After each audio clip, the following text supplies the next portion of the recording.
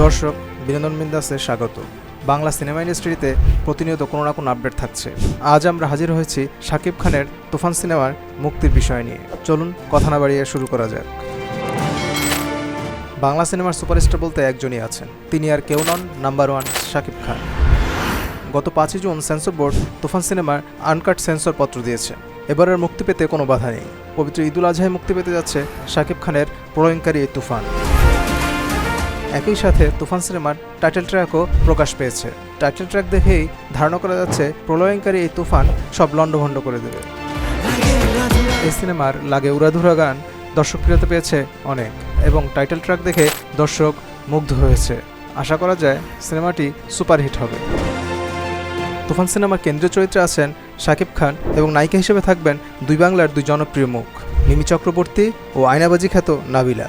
আর খল চরিত্রে দেখা যাবে চঞ্চল চৌধুরীকে। রায়হান রাফির পরিচালনায় তুফান সিনেমাটি প্রযোজনা করছে SVF, আলফা আই ও চরকি। বলা যায় এই বছর পুরোটাই কিং খানের বছর। তার আসন্ন সিনেমার প্রতিটি কোনো না কোনো চমক নিয়ে হাজির হচ্ছে।